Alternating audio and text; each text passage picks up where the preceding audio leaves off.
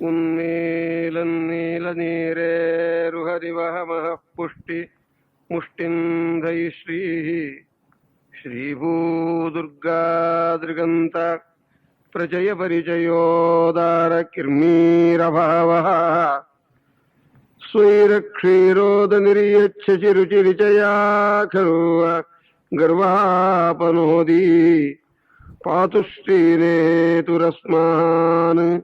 ಸಪದಿ ಬುಧಜನತ್ರಾಣ ದಕ್ಷಃ ಕಟಾಕ್ಷಃ ರಂಗೋತ್ತುಂಗತರಂಗಮಂಗಳಕರ ಶ್ರೀತುಂಗಭದ್ರಾತಟ ಪ್ರತ್ಯಸ್ಥದ್ವಿಜಪುಂಗವಾಲಯ ಲಸನ್ಮಂತ್ರಾಲಯಾಖ್ಯೇ ಪುರೇ ನವ್ಯೇಂದ್ರೋಪಲನೀಲಭವ್ಯಕರ ಸದ್ಬೃಂದಾವನಾಂತರ್ಗತಃ ಶ್ರೀಮತ್ಸದ್ಗುರುರಾಘವೇಂದ್ರಯತಿರಾಟ್ ಕುರ್ಯಾದ್ಧ್ರುವಂ ಮಂಗಳಂ. ಶ್ರೀನೃಸಿಂಹಪದಾಸಕ್ತ ಮಾನಸಂ ದ್ವಿಜಪುಂಗವಂ ಶ್ರೀಮದ್ಭಾಗವತಾಸಕ್ತಂ ತಾತಪಾದಂ ತಮಾಶ್ರಯೇ. ದುರ್ಲಭೈವ ಕಥಾಲೋಕೆ ಶ್ರೀಮದ್ಭಾಗವತೋದ್ಭವ ಕೋಟಿಜನ್ಮ ಸಮುತ್ಥೇನ ಪುಣ್ಯೇನೈವ ತು ಲಭ್ಯತೆ. ಶ್ಲೋಕಾರ್ಧಂ ಶ್ಲೋಕಪಾದಂ ವಾ ನಿತ್ಯಂ ಭಾಗವತೋದ್ಭವಂ ಪಠೇತ್ ಶೃಣೋತಿ ಯೋ ಭಕ್ತ್ಯಾ ಗೋಸಹಸ್ರಫಲಂ ಲಭೇತ್. ಸ್ವಸ್ತ್ಯಸ್ತು ಸತಾಂ. ಪರಮ ಪೂಜ್ಯರಾದ ಶ್ರೀ ಮೈತ್ರೇಯರು ವಿದುರರಿಗೆ ಕಪಿಲ ತತ್ವವನ್ನು ಉಪದೇಶ ಮಾಡಿ ಸಂಸಾರಿ ಜೀವಕ್ಕೆ ಯಾವಾಗಲೂ ಎಲ್ಲೂ ಸುಖವಿಲ್ಲ ಎಂಬುದಾಗಿ ಹೇಳಿ ವೈರಾಗ್ಯ ಪ್ರಕರಣವನ್ನು ಉಪದೇಶ ಮಾಡಿದ ಮೇಲೆ ನವದ್ವೀಪಕ್ಕೆ ಪ್ರಯಾಣ ಮಾಡಿದ್ದಾನೆ ಸ್ವಾಮಿ. ಸ್ವಯಂಭೂಮನುಗಳ ವಂಶವನ್ನ ಈಗ ವಿಸ್ತಾರವಾಗಿ ಚತುರ್ಥ ಸ್ಕಂಧದಲ್ಲಿ ವರ್ಣನ ಮಾಡುತ್ತಾರೆ ಶ್ರೀ ಶುಕಾಚಾರ್ಯರು.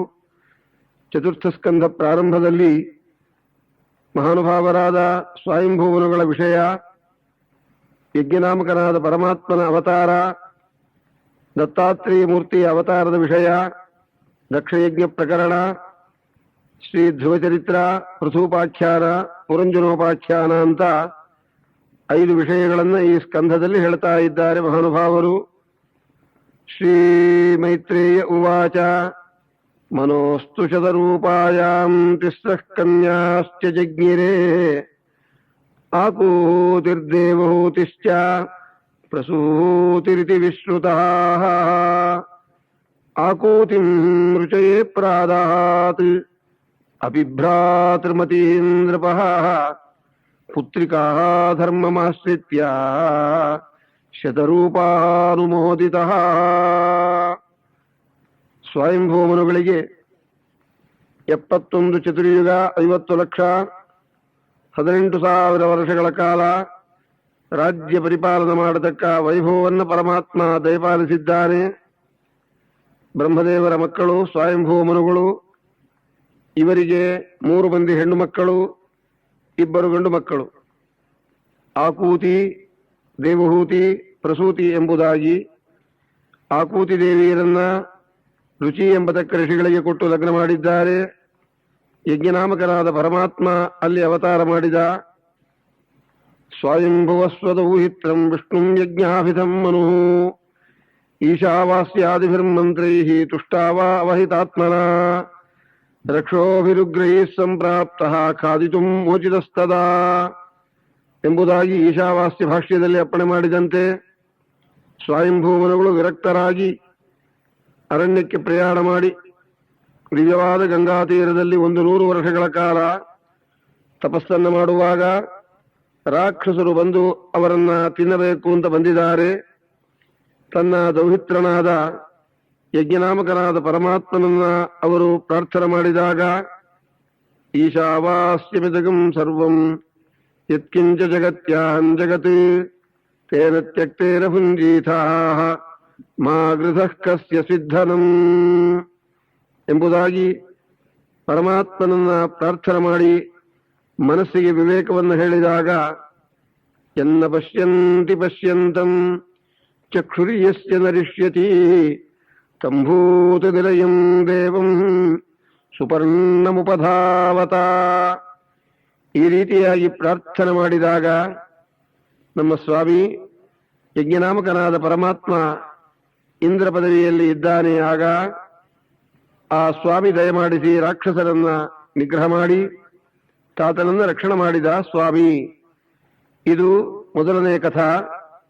ಅನಂತರದಲ್ಲಿ ಅತ್ರಿ ಋಷಿಗಳು ತಪಸ್ಸನ್ನ ಮಾಡಿ ಪರಮಾತ್ಮನ ಬ್ರಹ್ಮದೇವರ ಪರಮೇಶ್ವರರ ಸನ್ನಿಧಾನ ಪಾತ್ರವಾದ ಸಂತಾನವನ್ನ ಅಪೇಕ್ಷಿಸಿದಾಗ 3 ಮಂದಿಗಳು ದಯಮಾಡಿಸಿದ್ದಾರೆ ಆಕಾಶದಲ್ಲಿ.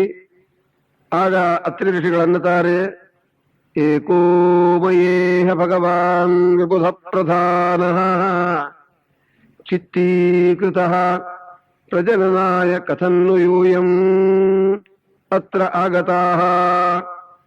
ನಾನು ಕೇಳಿದ್ದು ಒಬ್ಬರನ್ನ, 3 ಜನಗಳು ಯಾಕೆ ಬಂದಿರಿ ಅಂದಾಗ ಸ್ವಾಮಿ ಅನ್ನುತ್ತಾನೆ, ಯಥಾ ಕೃತಸ್ಥೆ ಸಂಕಲ್ಪ ಭಾವ್ಯಂ ತೇನ ಹೀವ ನಾನ್ಯಥಾ. ನಿನ್ನ ಸಂಕಲ್ಪ ಯಾವ ರೀತಿ ಮನಸ್ಸಿನಲ್ಲಿ ಇದೆಯೋ ಅದರನ್ನೇ ಪೂರ್ಣ ಮಾಡುತ್ತೀನಿ ಎಂಬುದಾಗಿ. ಅಹಮೇವ ಪುತ್ರತೆಯ ದತ್ತಃ, ನನ್ನನ್ನ ನಾನೇ ನನ್ನಿಂದ ಕೊಡಲ್ಪಟ್ಟವನಾಗಿದ್ದೀನಿ. ಆದ್ದರಿಂದ ದತ್ತಾತ್ರೇಯ ಅಂತ ನನಗೆ ರಾಮ. ಅತ್ರಿಪುತ್ರತ್ವಾತ್ ಆತ್ರೇಯ, ತ್ವೇನೈವ ಸೇನೈವ ದತ್ತತ್ವಾತ್ ದತ್ತಶ್ಚಾಸು ಆತ್ರೇಯಶ್ಚ ದತ್ತಾತ್ರೇಯ. ಬ್ರಹ್ಮದೇವರಿಗೆ ಅವತಾರವಿಲ್ಲ, ಚಂದ್ರದಲ್ಲಿ ಸನ್ನಿಧಾನ ವಿಶೇಷ. ಸೋಮೋಭೂತ್ ಬ್ರಹ್ಮಣೋಂಶೇನ. ಮಹದೇವರು ಪಾರ್ವತೀಪತಿಗಳು ದೂರ್ವಾಸರಾಗಿ ದಯಮಾಡಿಸಿದ್ದಾರೆ. ಹೀಗೆ ಬ್ರಹ್ಮ ವಿಷ್ಣು ಮಹೇಶ್ವರರ ವಿಷಯ ಅನ್ನೋದು ಪ್ರಸಕ್ತವಾದ ಮೇಲೆ ದಕ್ಷೇಶನಿಗೆ ಸಾಕ್ಷಾತ್ ಪರಮಾತ್ಮನ ಸಂಕಲ್ಪಾನುಸಾರ ಪ್ರಸೂತಿಯನ್ನು ಕೊಟ್ಟು ಲಗ್ನ ಮಾಡಿದ್ದರಷ್ಟೇ. ಅಲ್ಲೇ ಸಾಕ್ಷಾತ್ ಸತೀದೇವಿಯರು ಅವತಾರ ಮಾಡಿದ್ದು. ಇದರೊಳಗೆ ಮೈತ್ರೇಯರು ಹೇಳ್ತಾ ಇದ್ದಾರೆ, ಚಿಕ್ಕ ವಯಸ್ಸಿನಲ್ಲಿ ಸತೀದೇವಿಯರು ತಮ್ಮ ತಂದೆಗಳಿಗೂ ತಮ್ಮ ಪತಿಗಳಿಗೂ ವೈಮನಸ್ಯ ಬಂದದ್ದರಿಂದ ಯೋಗಾಗ್ನಿಯಲ್ಲಿ ದೇಹವನ್ನು ತ್ಯಾಗ ಮಾಡಬೇಕಾಯಿತು. ಈ ವಿಷಯವನ್ನು ಶ್ರವಣ ಮಾಡಿದ ಮೇಲೆ ವಿದುರರು ಪ್ರಶ್ನೆ ಮಾಡ್ತಾ ಇದ್ದಾರೆ, ಭವೇಶೀಲವತಾಂ ಶ್ರೇಷ್ಠೇ ದಕ್ಷೋ ದುಹಿತೃವತ್ಸಲಃ ವಿದ್ವೇಷಮಕರೋತ್ಕಸ್ಮಾತ್ ಅನಾದತ್ಯಾಹ ಆತ್ಮಜಹಾಂ ಸತೀಂ. ಸಕಲ ಗುಣಗಳಿಂದ ಯುಕ್ತರಾದ ಪರಮಸಾತ್ವಿಕರಾದ ಮಹದೇವರು ಅಳಿಯಂದರಾಗಿರೋ ಕಾಲಕ್ಕೆ ದಕ್ಷ ಪ್ರದೇಶ ಅಳಿಯಂದರಲ್ಲಿ ದ್ವೇಷ ಮಾಡಲು ಕಾರಣವೇನು ಸ್ವಾಮಿ? ಅದನ್ನು ಹೇಳಬೇಕು ಅಂದಾಗ ಶ್ರೀ ಮೈತ್ರೇಯರನ್ನುತ್ತಾರೆ, ಪುರಾ ವಿಶ್ವಸೃಜಾಂ ಸರ್ಗೇ ಸಮವೇತಾ ಮಹರ್ಷಯ. ಪೂರ್ವದಲ್ಲಿ ಅನೇಕ ಋಷಿಗಳೆಲ್ಲರೂ ಒಂದು ಜ್ಞಾನಯಜ್ಞವನ್ನು ಮಾಡಿದ್ದಾರೆ. ಅಲ್ಲಿ ಎಲ್ಲರೂ ಸೇರಿದ್ದಾರೆ. ಅಷ್ಟದಿಕ್ಪಾಲಕರು ಬ್ರಹ್ಮದೇವರು ದಯಮಾಡಿಸಿದ್ದಾರೆ. ಮಹದೇವರು ಅಲ್ಲಿಗೆ ದಯಮಾಡಿಸಿದ್ದರು. ಹಿರಣ್ಯಗರ್ಭ ಸಮವರ್ತತಾಗ್ರಹೇ ಭೂತಸ್ಯ ಜಾತಃ ಪತಿರೇಕ ಆಸೀತ್ ಸದಾ ಆಧಾರ ಪೃಥಿವೀಂ ವ್ಯಾಪುತೆ ಮಾಂ ಕಸ್ಮೈ ದೇವಾಯ ಹವಿಷಾ ವಿಧೇಮ. ಬ್ರಹ್ಮದೇವರು ಒಂದು ಕಡೆ ಕೂತಿದ್ದಾರೆ. ಓಂ ನಮೋ ಭಗವತೆ ರುದ್ರಾಯ. ಓಂ ನಮಸ್ತೆ ರುದ್ರಪನ್ಯವ ಉತೋದ ಇಷವೇ ನಮಃ. ನಮಸ್ತೆ ಅಸ್ತು ಧನ್ವನೆ ಬಾಹುಭ್ಯಾಮುತತೆ ನಮಃ. ಯಾತ ಇಷು ಶಿವತಮಾ ಶಿವಂ ಬಭೂವತೆ ಧನುಃ. ಶಿವಾಶರವ್ಯಾ ಯಾತವತಯಾನೋ ರುದ್ರಮೃಡಯ. ಯಾತೆ ರುದ್ರಶಿವಾ ತನೂರಘೋರಾಪಾಪಕಾಶಿನೀ. ತಯಾರಸ್ತನುಭಾಷಂತಮಯಾ ಗಿರಿಶಂತಾಭಿಚಾಕಶೀ. ಯಾವಿಷುಂಗಿರಿಶಂತ ಹಸ್ತೆ ಬಿಭರ್ಷ್ಯಸ್ತವೇ. ಶಿವಾಂಗಿರಿತ್ರತಾಂಗುರು ಮಾಹಿಗುಂಸೀಃ ಪುರುಷಂ ಜಗತ್. ಶಿವೇನ ವಚಸಾ ತ್ವಾಗಿರಿಶಾಚ್ಛಾವದಾವಸಿ. ಹೀಗೆ ಪರಮೇಶ್ವರರನ್ನ ಅನೇಕ ದೇವತೆಗಳು ಕೊಂಡಾಡ್ತಾ ಇದ್ದಾರೆ. ಹಾಗಿದ್ದಾರೆ ನಮ್ಮ ಪರಮೇಶ್ವರರು. ಫಣಿಗಣವರಭೂಷಃ ಫಣಿಗಣವರಭೂಷಃ ಪಾರ್ವತೀ ಶ್ಲಾಘ್ಯವೇಷಃ ಖರಜನಕೃತರೋಷಃ ಖಂಡಿತಾತ್ಮೀಯ ದೋಷಃ ಸದರುಣ ಗಿರಿವಾಸಃ ಶಕ್ರಸೂರ್ಯಾದ್ಯಧೀಶಃ ಪರಿಹೃತ ಭವಪಾಶಃ ಪಾತು ಮಾಂ ಪಾರ್ವತೀಶಃ. ಇಂಥ ಮಹಾನುಭಾವರು ಮನೋನಿಯಾಮಕ ಗುರುಗಳು ಶ್ರೀ ವಿಜಯರಾಯರು ಅನ್ನುತ್ತಾರೆ, ಕೈಲಾಸವಾಸ ಗೌರೀಶ ಈಶ ತೈಲಧಾರೆಯಂತೆ ಮನಸ್ಸು ಕೊಡು ಹರಿಯಲ್ಲಿ ಶಂಭೋ.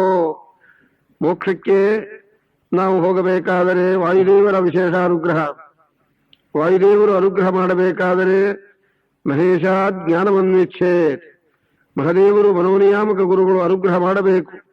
ಆದ್ದರಿಂದ ಆ ಮಹಾನುಭಾವರು ದಯಮಾಡಿಸಿ ಬ್ರಹ್ಮದೇವರ ಎದುರಿಗೆ ಕೂತಿದ್ದಾರೆ. ಇಲ್ಲಿ ಒಂದು ವಿಶೇಷವಾದ ಸ್ವಾರಸ್ಯವಾದ ಸಂದರ್ಭ. ಬ್ರಹ್ಮದೇವರ ಅಂತರ್ಯಾಮಿಯಾದ ಪರಮಾತ್ಮನನ್ನ ಮಹದೇವರು ದರ್ಶನ ಮಾಡ್ತಾ ಇದ್ದಾರೆ ಮನಸ್ಸಿನಲ್ಲಿ. ಆ ಮಹದೇವರ ರೂಪ ದಿವ್ಯವಾದ ರೂಪ, ಬ್ರಹ್ಮದೇವರ ಅಂತರ್ಯಾಮಿಯಾದ ವಾಸುದೇವನ ರೂಪ, ಅದನ್ನ ಧ್ಯಾನ ಮಾಡ್ತಾ ಕೂತಿದ್ದಾರೆ. ಏತನ್ಮಧ್ಯದಲ್ಲಿ ದಕ್ಷ ಪ್ರಜಾಪತಿ ಅಂದರೆ ಪರಮೇಶ್ವರರ ಹೆಣ್ಣು ಕೊಟ್ಟ ಮಾವ ಮಧ್ಯದಲ್ಲಿ ಬಂದರು. ನ್ಯಾಯವಾಗಿ ಪ್ರಾರಂಭದಲ್ಲೇ ಬರಬೇಕಾಗಿತ್ತು, ಮಧ್ಯದಲ್ಲಿ ಬಂದಿದ್ದಾರೆ. ಇಂದ್ರಾದಿ ದೇವತೆಗಳೆಲ್ಲರೂ ಎದ್ದು ಗೌರವ ಮಾಡಿದರು. ಇವರಿಗೆ ಬಾಹ್ಯಜ್ಞಾನವಿಲ್ಲದೆ ಇದ್ದ ಪ್ರಯುಕ್ತವಾಗಿ ಪರಮಾತ್ಮನನ್ನ ಚಿಂತನೆ ಮಾಡ್ತಾ ಇದ್ದಾರೆ. ಗೀತಾ 3ನೇ ಅಧ್ಯಾಯದ 18-19ನೇ ಶ್ಲೋಕದಲ್ಲಿ ಶ್ರೀಕೃಷ್ಣ ಪರಮಾತ್ಮ ಉಪದೇಶ ಮಾಡುತ್ತಾನೆ, ಯಸ್ತ್ವಾತ್ಮರತಿರೇವ ಸ್ಯಾತ್ ಆತ್ಮತೃಪ್ತಶ್ಚ ಮಾನವಃ ಆತ್ಮನ್ಯೇವ ಚ ಸಂತುಷ್ಟಃ ತಸ್ಯ ಕಾರ್ಯನ್ನ ವಿದ್ಯತೆ. ಯಾರು ಆತ್ಮರತಿಯಾಗಿರುತ್ತಾರೆ, ಪರಮಾತ್ಮನನ್ನ ಹೃದಯದಲ್ಲಿ ನೋಡಿ ಆನಂದ ಪಡ್ತಾ ಇರುತ್ತಾರೆ, ಅವರಿಗೆ ಬಾಹ್ಯಜ್ಞಾನವಿರುವುದಿಲ್ಲವಾದ ಪ್ರಯುಕ್ತ ಅರ್ಜುನ, ಅವರಿಗೆ ಉಪದೇಶ ಮಾಡಿದ ಗುರುಗಳು ಬಂದರೂ ಕೂಡ ಅವರು ಹೇಳಬೇಕಾಗಿಲ್ಲ ಅಂದುಬಿಟ್ಟರು. ಅಂದ ಮೇಲೆ ಈ ದಕ್ಷ ಪ್ರದೇಶ ಬಂದದ್ದು ಅವರಿಗೆ ತಿಳಿಯಲಿಲ್ಲ. ದಕ್ಷ ಪ್ರಜಾಪತಿ ನೋಡಿದ, ಇಂದ್ರಾದಿಗಳೆಲ್ಲರೂ ಕೂಡ ಗೌರವ ಮಾಡಿದ್ದಾರೆ, ನನ್ನ ಅಳಿಯ ನನಗೆ ಎದ್ದು ಗೌರವ ಮಾಡಲಿಲ್ಲ ಅಂತ ಕುಪಿತರಾಗಿ ಆ ಸಭಾದಲ್ಲಿ ದೊಡ್ಡವರನ್ನ ನಿಂದನೆ ಮಾಡೋದಕ್ಕೆ ಪ್ರಾರಂಭ ಮಾಡ್ತಾ ಇದ್ದಾರೆ. ಅಯಂತು ಲೋಕಪಾಲಾನಾಂ ಯಶೋಘ್ನಃ ನಿರಪತ್ರಪಃ. ನೋಡಿರಿ, ನೀವೆಲ್ಲ ಇಲ್ಲಿ ಕೂತಿದ್ದೀರಿ, ನಿಮ್ಮ ಲೋಕಪಾಲಕರುಗಳ ಕೀರ್ತಿಯನ್ನ ನಾಶ ಮಾಡತಕ್ಕ ನನ್ನ ಅಳಿಯ ಕೂತಿದ್ದಾರೆ. ಶಿವಾಪದೇಶ ಅಶಿವ, ಶಿವ ಅಂತ ಇವರಿಗೆ ನಾಮ, ಅನ್ಯಾಯವಾಗಿ ನನ್ನ ಮಗಳನ್ನು ಇವರಿಗೆ ಕೊಟ್ಟೆ ಅಂತ ಗೃಹೀತ್ವಾ ಮೃಗಶಾವಾಕ್ಷ್ಯಾ ಪಾಣಿಂ ಮರ್ಕಟಲೋಚನ ಎಂಬುದಾಗಿ ನಾನಾ ವಿಧವಾಗಿ ನಿಂದನೆ ಮಾಡಿದಾಗ ಮಹದೇವರು ಅಲ್ಲಿಂದ ಹೊರಟು ಬಿಟ್ಟಿದ್ದಾರೆ. ಸ್ವಾಮಿ ಸಂಕಲ್ಪಾನುಸಾರ ನಂದಿಕೇಶ್ವರರಿಗೆ ಭೃಗುಋಷಿಗಳಿಗೆ ಪರಸ್ಪರ ಶಾಪ ಪ್ರದಾನಗಳಾದವು. ಕೆಲವು ಕಾಲವಾದ ಮೇಲೆ ಪುನಃ ಬೃಹಸ್ಪತಿ ಸಭಾ ಎಂಬತಕ್ಕ ಒಂದು ಯಜ್ಞವನ್ನು ಮಾಡಿದ್ದಾನೆ ದಕ್ಷ. ಆಗ ಮಹದೇವರನ್ನ ಕರೆಯಲಿಲ್ಲ, ಸತಿಯನ್ನೂ ಕರೆಯಲಿಲ್ಲ. ದುರಾಗ್ರಹದಿಂದ ಅನೇಕರು ಅಲ್ಲಿಗೆ ಹೋಗತಕ್ಕವರು ಮಾರ್ಗದಲ್ಲಿ ಮಾತನಾಡುತ್ತಾರೆ. ಆ ಸಂದರ್ಭ ಯಾವ ಯಾವ ಮಹದೇವರು ಯಾವ ಯಾವ ರೀತಿಯಿಂದ 11 ರೂಪದಿಂದ ಏಕಾದಶ ರುದ್ರರು ಅಂತ ಪ್ರಸಿದ್ಧರಾಗಿದ್ದಾರೆ. ಅಂಥ ಮಹಾನುಭಾವರು ಈ ಕೈಲಾಸದಲ್ಲಿದ್ದಾರೆ. ನೋಡ್ರಿ, ಆ ರೂಪ ಹೇಗಿದೆ. ಸ್ಫುಟಂ ಸ್ಫುಟಿತ ಸಪ್ರಭಂ ಸ್ಫುಟಂ ಸ್ಫಟಿಕ ಸಪ್ರಭಂ ಸ್ಫುಟಿತ ಹಾಟಕ ಶ್ರೀಜಟಂ ಶಶಾಂಕದಳಶೇಖರಂ ಕಪಿಲಫುಲ್ಲ ನೇತ್ರತ್ರಯಂ ತರಕ್ಷವರ ಕೃತ್ಯಮದ್ಭುಜಗಭೂಷಣಂ ಭೂತಿಮತ್ಕದಾರು ಶಿತಿಕಂಠತೆ ವಪುರವೇಕ್ಷ್ಯತೆ ವೀಕ್ಷಣಂ. ಇಂಥ ಮಂಗಳಮೂರ್ತಿಗಳಾದ ಪರಮೇಶ್ವರರ ದಿವ್ಯವಾಗಿರತಕ್ಕ ರೂಪವನ್ನು ನೋಡುತ್ತಾ ಇದ್ದಾರೆ. ಸತೀದೇವಿಯರು ಸಮೀಪದಲ್ಲಿ ಕೂತಿದ್ದಾರೆ. ಪರಮೇಶ್ವರರು ಶ್ರೀರಾಮ ರಾಮ ರಾಮೇತಿ ರಮೇ ರಾಮೇ ಮನೋರಮೇ ಸಹಸ್ರನಾಮ ತತ್ತುಲ್ಯಂ ರಾಮನಾಮ ವರಾನನೇ, ಈ ಒಂದು ಕ್ರಮದಿಂದ ಶ್ರೀರಾಮತಾರಕ ಮಂತ್ರವನ್ನು ಉಪದೇಶ ಮಾಡುತ್ತಾ ಇದ್ದಾರೆ. ಅಂಗಳದಲ್ಲಿ ಬಂದು ನೋಡಿದಳು ಸತಿ, ಪ್ರಭೋ ಶಂಕರ, ತಮ್ಮ ಮಾವನ ಮನೆಯೊಳಗೆ ದಿವ್ಯವಾದ ಉತ್ಸವ ನಡೆಯುತ್ತಾ ಇದೆ, ಅಲ್ಲಿಗೆ ಅವಶ್ಯವಾಗಿ ನಾವು ಹೋಗೋಣ ಅಂದರು. ಪರಮೇಶ್ವರರಂತಾರೆ, ಕರೆಯದೆ ಹೋಗಬಾರದು ಮಂಗಳಾಂಗಿ ಅಂದರು. ಆಗ ಅಪ್ಪನ ಮನೆಗೆ ಹೋಗಬೇಕಾದರೆ ಕರೆಯಬೇಕಾಗಿಲ್ಲ. ಭರ್ತು ಗುರೋ ದೇಹ ಕೃತಶ್ಚಕೇತನಂ, ಮತ್ತೆ ಗುರುಗಳ ಮನೆಗೆ ಹೋಗಬೇಕಾದರೂ ಕೇಳಬೇಕಾಗಿಲ್ಲ. ಆಹ್ವಾನ ಬೇಕಾಗಿಲ್ಲ, ಹೊರಡೋಣ ಅಂದಾಗ ಸ್ವಾಮಿ ಸಂಕಲ್ಪಾನುಸಾರ ಪಾರ್ವತೀ ದೇವಿಯರು ಹೊರಡಲೇಬೇಕು ಅಂತ ಹಠ ಹಿಡಿದಿದ್ದಾರೆ. ಆ ಕ್ಷಣದಲ್ಲಿ ಮಹಾದೇವರು ಅಪ್ಪಣೆ ಕೊಡಲಿಲ್ಲ. ಪುನಃ ಒಳಗಡೆ ಪ್ರೇರಣೆ ಮಾಡಿದರು, ಹೊರಟಿದ್ದಾರೆ. ರುದ್ರಭಾಗಂತಮವೇಕ್ಷ ಚಾಧ್ವರಂ, ರುದ್ರಭಾಗರಹಿತವಾಗಿರತಕ್ಕ ಆ ಯಜ್ಞವನ್ನ ನೋಡಿದವರಾಗಿ ಪಾರ್ವತೀ ದೇವಿಯರು ಆಗುವುದಕ್ಕೆ ಮೊದಲು ಸತೀ ರೂಪದಿಂದ ದೇಹತ್ಯಾಗ ಮಾಡಿ ಅನಂತರ ಯಜ್ಞ ಧ್ವಂಸವಾಗಿದೆ. ಮಹಾದೇವರೇ ಬಂದು ಮೊದಲು ವೀರಭದ್ರ ದೇವರನ್ನು ಕಳುಹಿಸಿಕೊಟ್ಟರು, ಸಾಧ್ಯವಾಗಲಿಲ್ಲ. ತಾವು ಬಂದು ದಕ್ಷಿಣ ಶಿರಸ್ಸನ್ನು ಹೋಮವನ್ನು ಮಾಡಿ ಅನಂತರ ಪ್ರಯಾಣ ಮಾಡಿದ ಮೇಲೆ ರುದ್ರದೇವರ ಅಂತರ್ಯಾಮಿಯಾದ ಶ್ರೀ ಲಕ್ಷ್ಮೀ ನರಸಿಂಹದೇವರನ್ನ ಅನೇಕರು ಅನೇಕ ವಿಧವಾಗಿ ಪೂಜೆ ಮಾಡಿದ್ದಾರೆ. ಆ ಪ್ರಾರ್ಥನಾನುಸಾರವಾಗಿ ಪುನಃ ಯಜ್ಞವನ್ನು ಮಾಡಿದಾಗ ಶ್ಯಾಮೋ ಹಿರಣ್ಯರಚನಃ ಅರ್ಕ ಕಿರೀಟಜುಷ್ಟ ನೀಲಾಲಕ ಭ್ರಮರ ಕುಂಡಲ ಮಂಡಿತಾಸ್ಯ ಕಂಬೋಬ್ಜ ಚಕ್ರ ಶರಚಾಪ ಗದಾತಿ ಚರ್ಮ ವ್ಯಗ್ರೈರ್ಹಿರಣ್ಮಯ ಭುಜೈರಿವ ಕರ್ಣಿಕಾರ. ಈ ಒಂದು ಕ್ರಮದಿಂದ ಪರಮಾತ್ಮ ದರ್ಶನವನ್ನು ಕೊಟ್ಟು ಅಷ್ಟಭುಜಯುಕ್ತವಾದ ರೂಪದಿಂದ ಆ ದಕ್ಷ ಪ್ರದೇಶನಿಗೆ ಮೇಕೆಯ ಕುತ್ತಿಗೆಯನ್ನು ಸೇರಿಸಿದವರಾಗಿ ಮಹಾದೇವರು ಅನುಗ್ರಹ ಮಾಡಿದ್ದಾರೆ. ತಮ್ಮ ಅತ್ತೆಯವರಿಗೆ ದೀರ್ಘ ಸೌಮಂಗಲ್ಯವನ್ನು ದಯಪಾಲಿಸಿ ಇದೇ ಸತೀದೇವಿಯರು ಪಾರ್ವತಿಯಾಗಿ ಜನಿಸಿ ಮಹಾದೇವರನ್ನ ಲಗ್ನ ಮಾಡಿಕೊಂಡು ಪರಮಾತ್ಮನ ಅನುಗ್ರಹ ವಿಶೇಷದಿಂದ ವಿನಾಯಕರನ್ನ ಷಣ್ಮುಖರನ್ನ ಪಡೆದು ಸುಖವಾಗಿದ್ದಾರೆ. ಯಾರು ಬಂದು ಮಂಗಳಕರವಾದ ಈ ಕಥಾವನ್ನ ಭಕ್ತಿಯಿಂದ ಶ್ರವಣ ಮಾಡುತ್ತಾರೆ ಅವರಿಗೆ ಪರಮಕ್ಷೇಮ ಉಂಟು ಎಂಬುದಾಗಿ ಈ ಕಥಾವನ್ನು ಹೇಳಿದವರಾಗಿ ಇನ್ನು ಪರಮ ಮಂಗಳಕರವಾದ ಧ್ರುವ ಚರಿತ್ರೆಯನ್ನು ಪ್ರಾರಂಭ ಮಾಡುತ್ತಾ ಇದ್ದಾರೆ. ರಾಜಾಧಿರಾಜಗುರು ಸಾರ್ವಭೌಮ ಗೋವಿಂದ ಗೋವಿಂದ. ವಿದ್ಧಸ್ತಪತ್ಯುರಿತಪತ್ರಿಭಿರಂತಿ ರಾಜ್ಞಃ ಬಾಲೋಪಿ ಸನ್ನುಪಗತಸ್ತಪಸೇವನಾಯ ತಸ್ಮಾದಾಧ್ರುವಗತಿಂ ಗೃಣತೆ ಪ್ರಸನ್ನಃ ದಿವ್ಯಾಸ್ತುವಂತಿ ಮುನಯೋ ಯದುಪರ್ಯಹಸ್ತಾತ್. ಧ್ರುವರಾಜರ ಚರಿತ್ರೆಯನ್ನ ಪ್ರಾರಂಭ ಮಾಡುತ್ತಾ ಇದ್ದಾರೆ. ಈಗ ಭಗವದ್ ಅನುಗ್ರಹಕ್ಕೆ ಪಾತ್ರರಾದವರು ನಮ್ಮ ಶ್ರೀ ಧ್ರುವರಾಜರು 5ನೇ ವರ್ಷದಲ್ಲಿ 5 ತಿಂಗಳ ಕಾಲ ತಪಸ್ಸನ್ನ ಮಾಡಿ ನಮ್ಮ ಸ್ವಾಮಿಯನ್ನ ಪ್ರಸನ್ನೀಕರಿಸಿಕೊಂಡ ಮಹನೀಯರೇ ಶ್ರೀ ಧ್ರುವರಾಜರು. ಅಥಾತಃ ಕೀರ್ತಯೇ ವಂಶಂ ಪುಣ್ಯಕೀರ್ತೆ ಕುರುದ್ವಾ ಸ್ವಯಂಭುವಸ್ಯ ಚ ಮನೋಃ ಹರೇರಂಶಾಂಶ ಜನ್ಮನಃ. ಮೈತ್ರೇಯರು ಶ್ರೀ ವಿದುರರಿಗೆ ಹೀಗನ್ನುತ್ತಾ ಇದ್ದಾರೆ. ಯಾರ ಚರಿತ್ರೆಯನ್ನ ಶ್ರವಣ ಮಾಡೋಣದರಿಂದ ಭಗವಂತನಲ್ಲಿ ಭಕ್ತಿ ಬರುತ್ತದೋ ಅಂಥ ಮಹನೀಯರಪ್ಪ ಮಹಾನುಭಾವರು ಸ್ವಯಂಭೂ ಮನುಗಳು. ಅವರ ಚರಿತ್ರೆಯನ್ನ ಈಗ ಹೇಳ್ತೀವಿ ಎನ್ನುತ್ತಾರೆ. ಜಾಯೇ ಉತ್ತಾನಪಾದಸ್ಯ ಸುನೀತಿ ಸುರುಚಿ ತಯೋ ಸುರುಚಿ ಪ್ರೇಯಸಿ ಪತ್ಯು ನೇತರಾಯತ್ಸುತೋ ಧ್ರುವ. ಏಕದಾ ಸುರುಚೇ ಪುತ್ರಂ ಅಂಕಮಾರೋಪ್ಯಲಾಲಯನ್ ಉತ್ತಮಂ ನಾರುರುಕ್ಷಂತಂ ಧ್ರುವಂ ರಾಜ ಅಭ್ಯನಂದತ. ಉತ್ತಾನಪಾದರಾಜರಿಗೆ ಇಬ್ಬರು ಪತ್ನಿಯರು, ಸುನೀತಿ ಸುರುಚಿ. ಅಂದರೆ ಜೀವಾತ್ಮನಿಗೆ ಸುಬುದ್ಧಿ ದುರ್ಬುದ್ಧಿ ಎಂಬುದಾಗಿ ಎರಡೂ ಇರುತ್ತದೆ.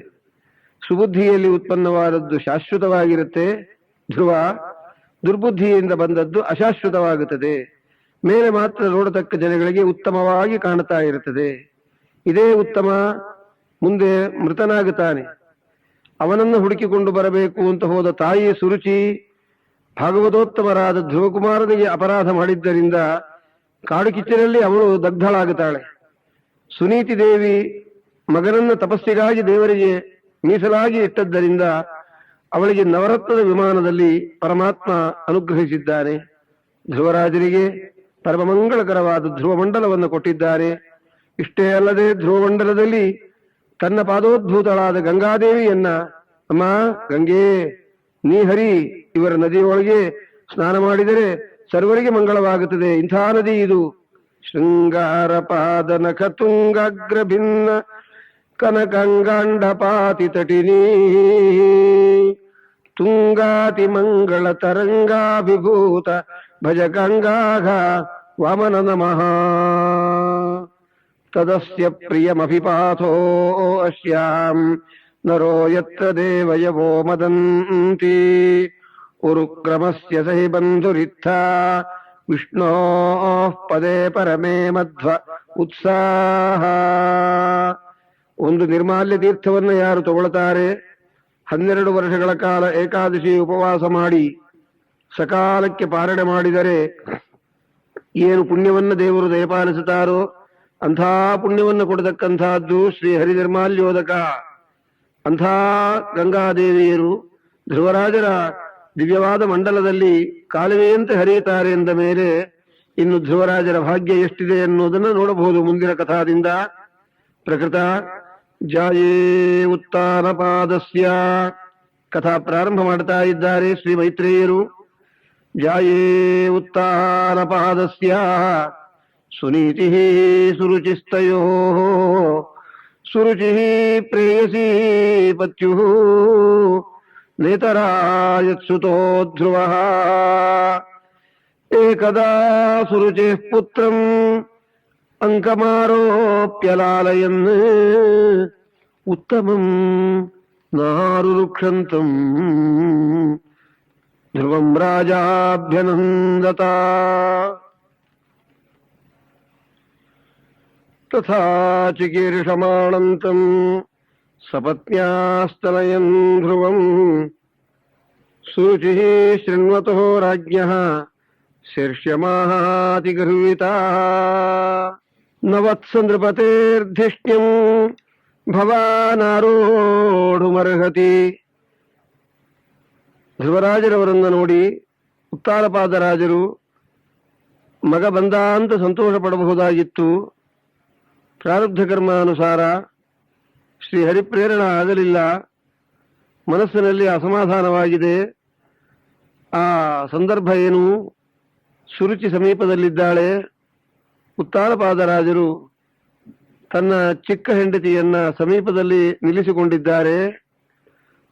ಅವಳ ಮಗನಾದ ಉತ್ತಮನನ್ನ, ನಾಮ್ನ ಉತ್ತಮ, ಹೆಸರಿನಲ್ಲಿ ಉತ್ತಮ, ಯೋಗ್ಯತೆಯಲ್ಲಿ ಧ್ರುವರಾಜರೇ ಧ್ರುವರು, ಶಾಶ್ವತವಾದ ಪದವಿಯನ್ನು ಹೊಂದತಕ್ಕ ಮಹನೀಯರು. ಇಂಥವರು ಬಂದಾಗ ತನ್ನ ಚಿಕ್ಕ ಹೆಂಡತಿಯಲ್ಲಿ ಉತ್ಪನ್ನನಾದ ಮಗನನ್ನ ತೊಡೆಯ ಮೇಲೆ ಕೂಡಿಸಿಕೊಂಡು ಲಾಲನ ಮಾಡುತ್ತಾ ಇದ್ದಾರೆ. ಅವನಿಗೇನು ಇಷ್ಟವಿರಲಿಲ್ಲ ಅಪ್ಪನ ತೊಡೆಯ ಮೇಲೆ ಕೂಡಬೇಕು ಅಂತ. ಬಲಾತ್ಕಾರವಾಗಿ ಉತ್ತಾನಪಾದರಾಜರೇ ಆ ಮಗುವನ್ನು ತೊಡೆಯ ಮೇಲೆ ಕೂಡಿಸಿಕೊಂಡು ಲಾಲನ ಮಾಡುತ್ತಾ ಇದ್ದಾರೆ. ಧ್ರುವರಾಜರು ವಿಚಾರ ಮಾಡಿದರು, ನಮ್ಮಪ್ಪನಿಗೆ 2 ತೊಡೆ ಇದೆ, ಒಂದು ತೊಡೆಯ ಮೇಲೆ ನಮ್ಮ ತಮ್ಮ ಕೂತಿದ್ದಾನೆ, ಇನ್ನೊಂದು ತೊಡೆಯ ಮೇಲೆ ನಾನು ಕೂಡಬಹುದು ಅಂತ ಪಾಪ 18 ಮೈಲಿ ದೂರದಿಂದ ನಡೆದು ಬಂದಿದೆ. 5ನೇ ವರ್ಷ.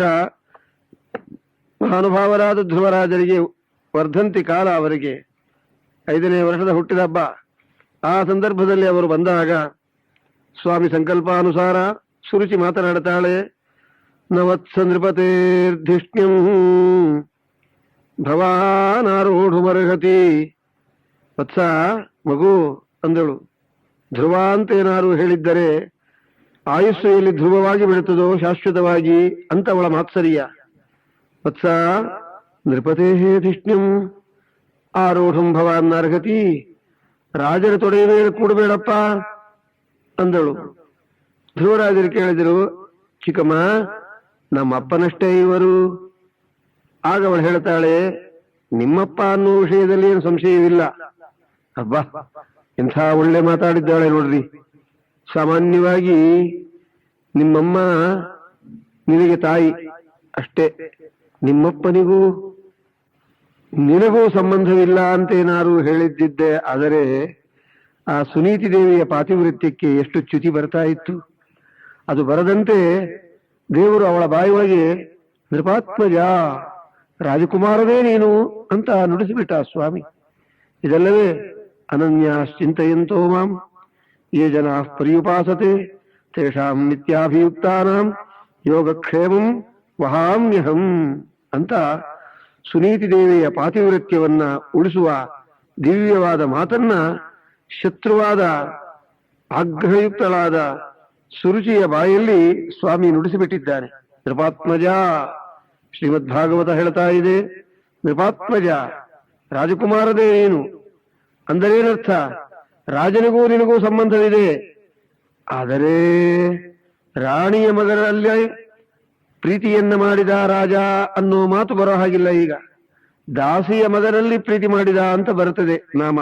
ನಿನ್ನಲ್ಲಿ ಪ್ರೀತಿ ಮಾಡಿದರೆ ರಾಣಿಯ ಮಗ ನನ್ನ ಮಗ, ನಾನು ರಾಣಿ, ನಿಮ್ಮಮ್ಮ ದಾಸಿ, ದಾಸಿಗೆ ಸುತ ನೀನು. ಆದ್ದರಿಂದ ನಾನು ಹೇಳಿದ ಮಾತನ್ನ ಮೊದಲು ನಡೆಸು ಮಗು. ಚಿಕ್ಕಮ್ಮ ಏನು ಮಾಡಲಿ ಎಂದ್ರು, 3 ಕೆಲಸ ಮಾಡಪ್ಪ. ತಪಸಾರಾಧ್ಯ ಪುರುಷಂ ತಸ್ಯೈವಾನುಗ್ರಹೇಣ ಮೇ ಗರ್ಭೆ ಆತ್ಮಾನಂ ಸಾಧಯ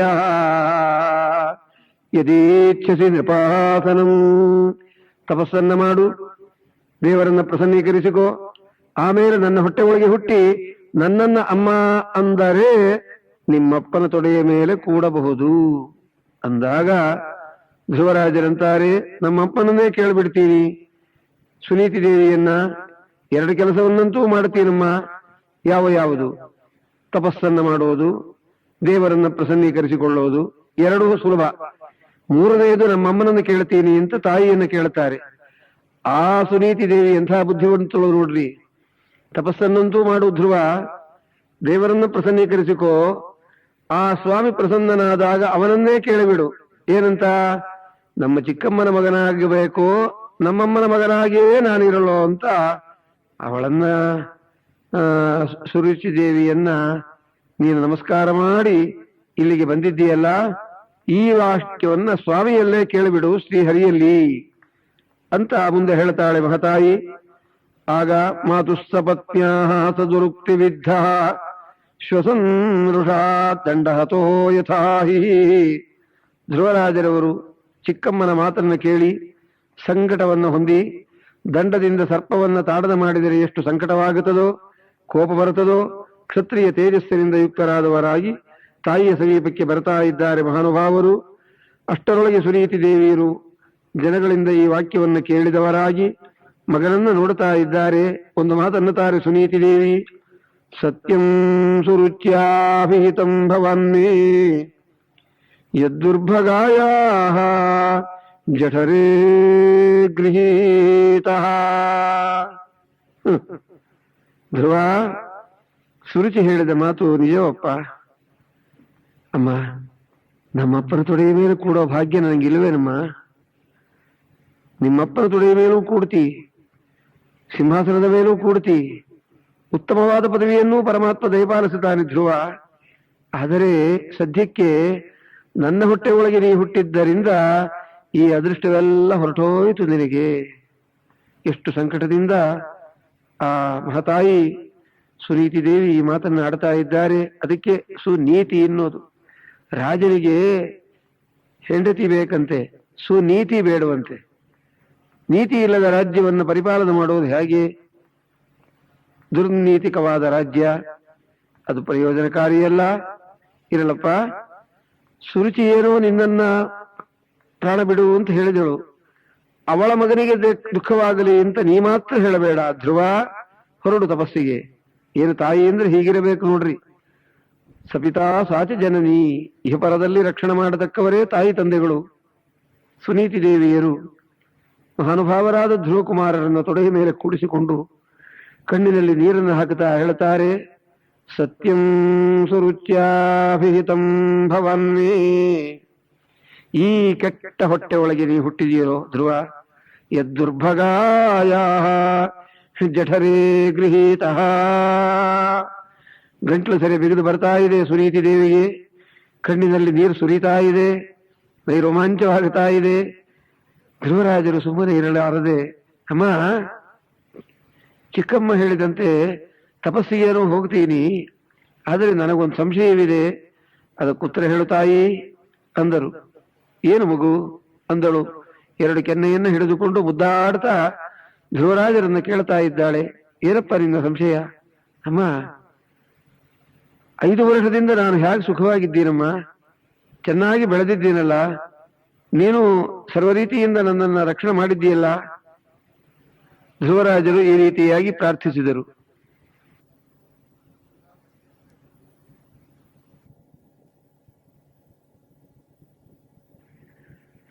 ಸತ್ಯಂ ಸುರುಚ್ಯಾಭಿಹಿತಂ ಭವನ್ಮೇ ಯದ್ದುರ್ಭಗಾಯಾಃ ಜಠರೇ ಗೃಹೀತಃ ಸ್ತನ್ಯೇನ ವೃದ್ಧಶ್ಚ ವಿಲಜ್ಜತೆ ಯಾಂ ಭಾರ್ಯೇತಿ ವಾ ಊಢುಮಿಡಸ್ಪತಿರ್ಮಾಂ. ಶ್ರೀ ಧ್ರುವರಾಜರು ತಾಯಿಯನ್ನು ಒಂದು ಪ್ರಶ್ನೆ ಮಾಡ್ತಾ ಇದ್ದಾರೆ. ಅಮ್ಮ, 5 ವರ್ಷದಿಂದ ನಾನು ಸುರಕ್ಷಿತನಾಗಿದ್ದೀನಿ, ನೀನು ಚೆನ್ನಾಗಿದ್ದಿ, ಇದಕ್ಕೆ ಏನು ಕಾರಣ ಅಂದರು. ಅದಕ್ಕೆ ತಾಯಿ ಹೇಳ್ತಾಳೆ, ಹೇಳಬಾರದು, ತತ್ರಾಪಿ ಸಭಾದಲ್ಲಿ ಹೇಳಬಾರದು ಮಗು, ನೀ ಕೇಳಿದ್ದರಿಂದ ಹೇಳದೇ ಇರಬಾರದು.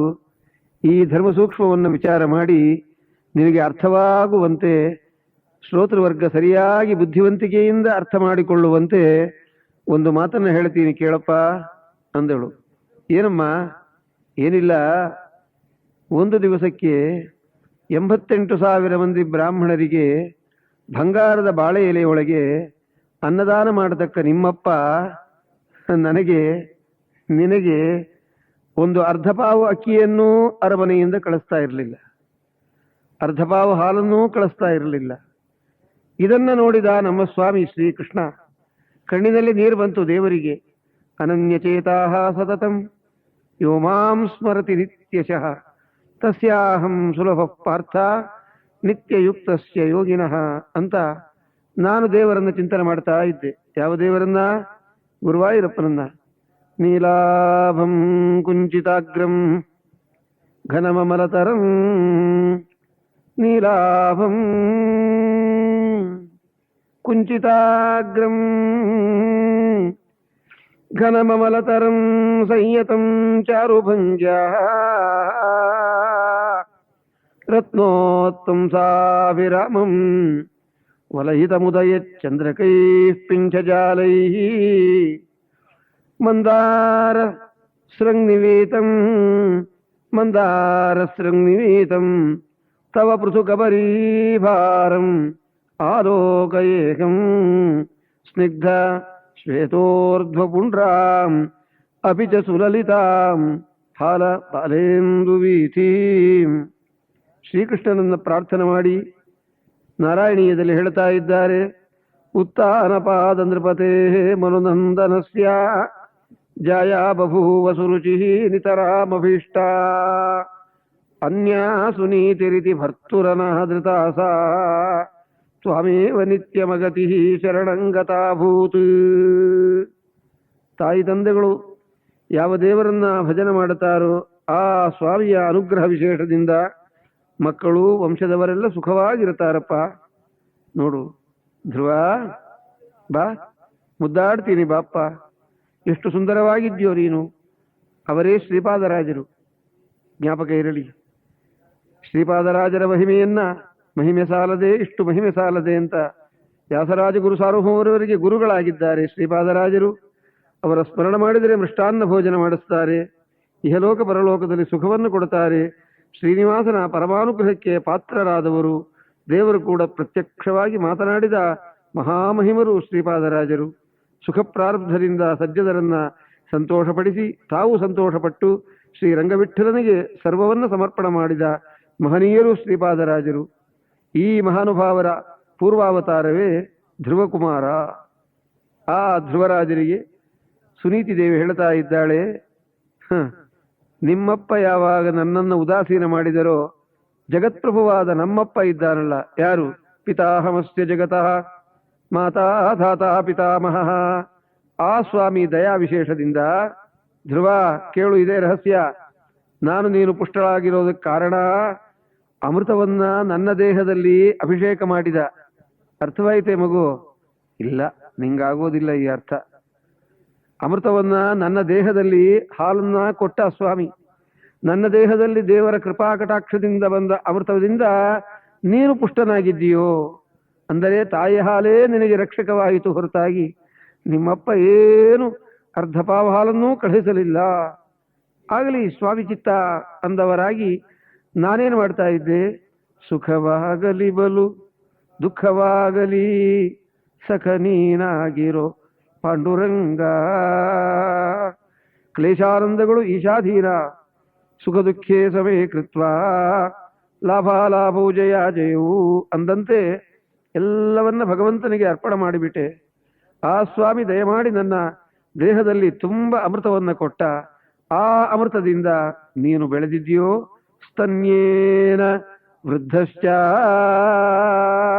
ಎಂಥ ಅಮೃತವಾಡಿ ನೋಡ್ರಿ ಸುನೀತಿ ದೇವಿಯರದ್ದು. ಅಷ್ಟೇ ಅಲ್ಲ, ನಿಮ್ಮಪ್ಪರಿಗೆ ರಾಜ್ಯ ಬೇಕಂತೆ, ನಾನು ಬೇಡವಂತೆ.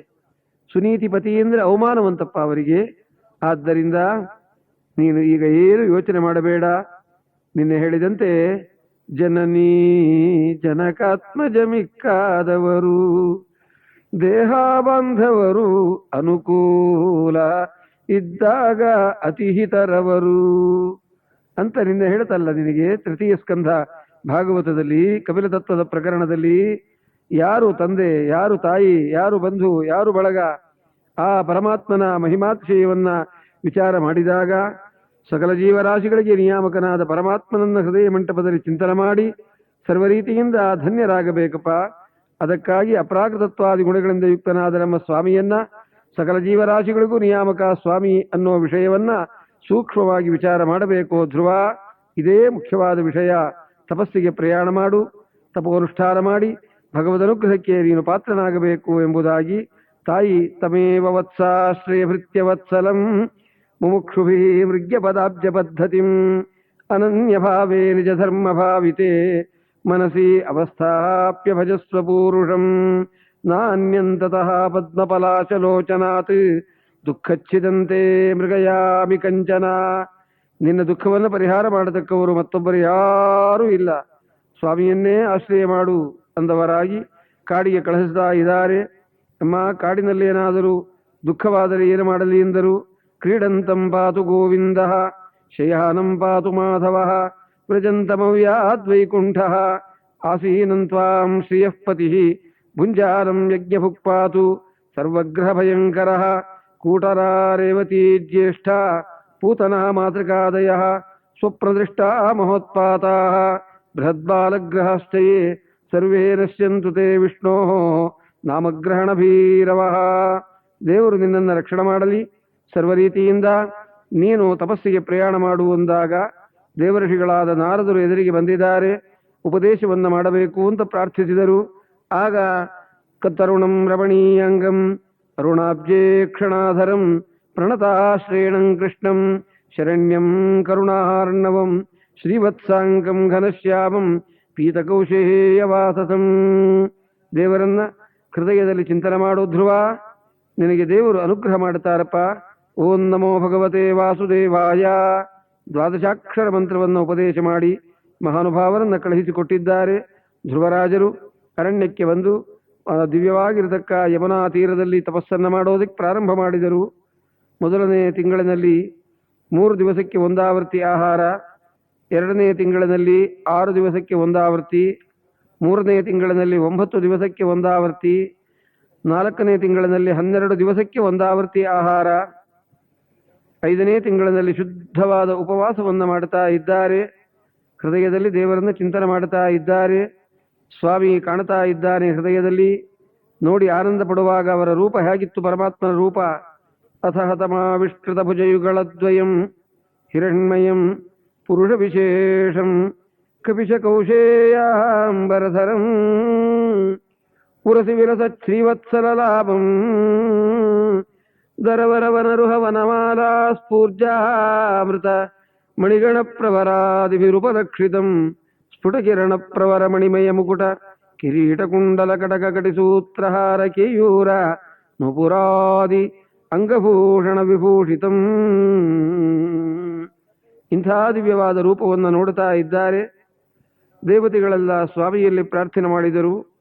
ಕೆಲವರು ಧ್ರುವರಾಜರನ್ನ ಪರೀಕ್ಷೆ ಮಾಡಿ ಕೀರ್ತಿ ಕೊಡಿಸುವುದಕ್ಕೋಸ್ಕರ ಅನೇಕ ರೂಪಗಳಿಂದ ಬಂದು ಸಿಂಹ, ವ್ಯಾಘ್ರ, ಸರ್ಪಾದಿ ರೂಪಗಳಿಂದ ಹೆದರಿಸಿದ್ದಾರೆ. ಏನು ಹೆದರಲಿಲ್ಲ. ದೇವರು ಅಭಯ ಪ್ರದಾನ ಮಾಡುತ್ತಾರೆ ದೇವತೆಗಳಿಗೆಲ್ಲ. ಅಭೀಷ್ಟ ಬಾಲಂ, ಹೆದರಬೇಡ್ರಿ. ಬಾಲಂ ತಪಸೋ ದುರತ್ಯಯಾತ್ ನಿರ್ವರ್ತಯಿಷ್ಯೇ ಪ್ರತಿಯಾತ ಸ್ವಧಾಮ.